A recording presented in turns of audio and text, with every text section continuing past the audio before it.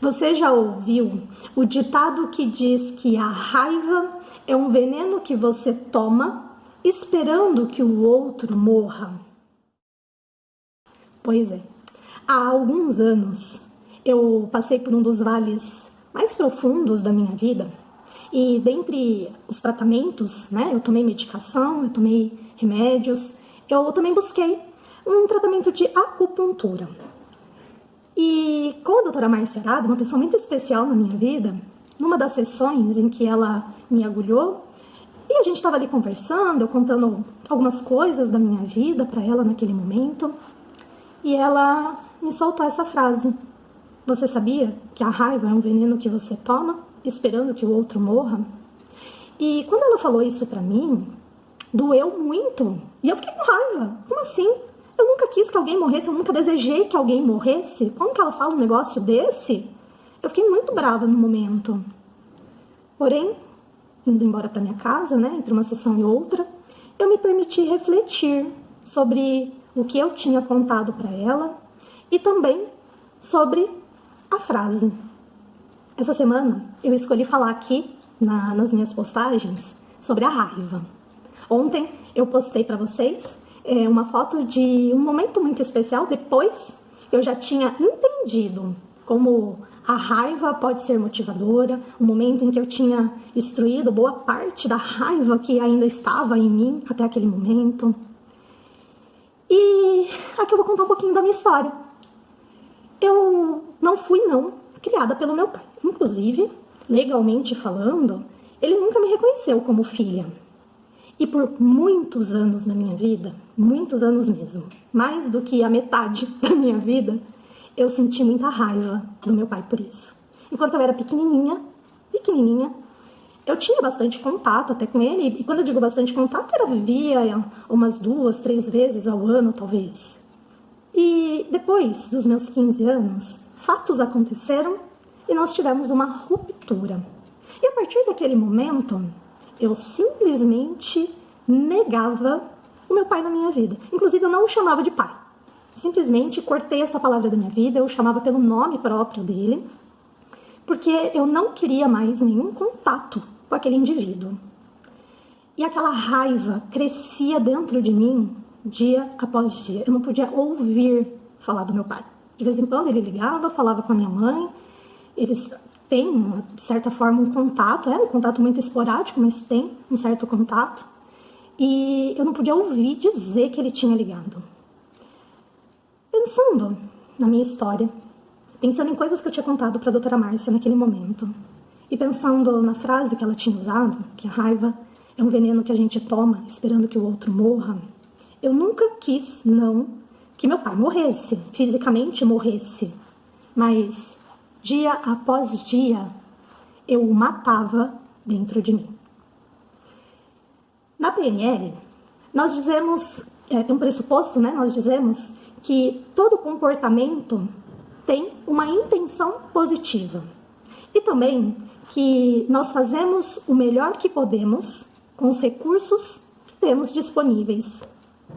Levou bastante tempo, não foi só depois dessa sessão com a Márcia, não. Eu passei por um longo processo, foram muitas sessões, muitos exercícios de PNL, muito tempo, sessões de mindset, fiz terapia depois disso de novo e trouxe outras questões com meu pai.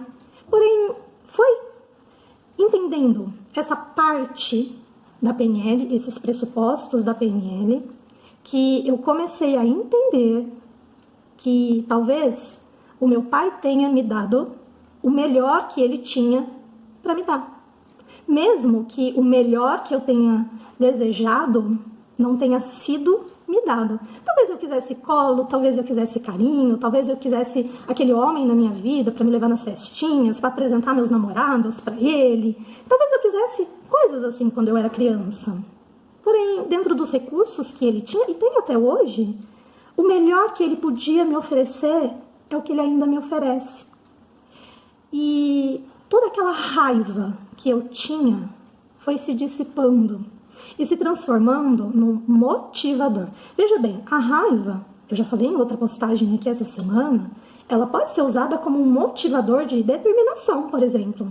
E foi aí a virada na minha vida, quando eu pus como determinação mudar essa forma de pensar, de entender que todo comportamento tem uma intenção positiva, e talvez a intenção do meu pai fosse permitir que, somente junto à minha família materna, eu tivesse uma melhor educação, eu tivesse mais carinho, porque talvez ele não pudesse me oferecer naquele momento.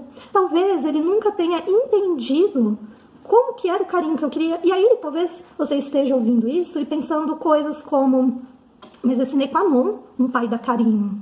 Talvez seja sine qua non para você, que recebeu carinho do seu pai. Talvez não tenha sido essa intenção, esse aprendizado do meu pai. Para ele, talvez carinho seja ligar de vez em quando e perguntar se está tudo bem, nem que seja 2, 3 vezes no ano, não sei. Sei que hoje eu me permiti, e eu não digo que todo mundo tenha que fazer isso não, você faz, se você se sentir à vontade, se você quiser esse tipo de situação para você só faz isso, perdão, a vida acontece. Eu não estou não dizendo que todo mundo tem que perdoar, que todo mundo tem que pensar como eu penso. Não, eu só estou dizendo que é possível ressignificarmos a nossa história, dar um novo significado àquilo que nos aconteceu e entender que aquela raiva que eu sentia, matando aquela pessoa todo dia um pouquinho dentro de mim, na verdade, estava me fazendo mal. A minha história aconteceu. E foi a minha história que me trouxe até aqui. Foi passando por processos, por terapias com PNL, que eu entendi o como essa ferramenta é tão maravilhosa. E por isso que hoje eu me proponho fazer com outras pessoas, né? Acolher outras pessoas e levar esse carinho adiante. Ainda que o carinho, de vez em quando, a gente tenha que ouvir umas coisas que dão uma doidinha ali dentro. E tá tudo bem, porque isso nos faz crescer. Quando a gente se permite crescer. Hoje, eu chamo meu pai de pai novamente. Por muito tempo, eu não me permitia isso. E para ele, talvez nem tivesse diferença. Veja bem, é tudo talvez, porque o que é dele, é dele. O que é meu, é meu. E eu carrego somente aquilo que é meu. Eu escolhi carregar. Ao invés de uma pedra pesada, uma pedra feia, um lindo diamante. A minha história se tornou uma história bela. Algo que hoje eu tenho até orgulho de contar para as pessoas, de como eu pude me transformar. É possível para todo mundo se transformar? Sim, é possível para você, é possível para os seus amigos, é possível para os amigos dos seus amigos, desde que se permita. Se você tiver alguém para mandar esse vídeo, alguém que você gostaria que ouvisse essa história, curta, comente, compartilhe, salva aqui na bandeirinha, manda para quem você achar que precisa ouvir essa história. Sempre é possível mudarmos, desde que queiramos. E também é possível, no lugar de um veneno, tomarmos algo doce, algo que nos faça bem, algo que seja saudável, como o amor. Eu desejo para você um excelente final de semana.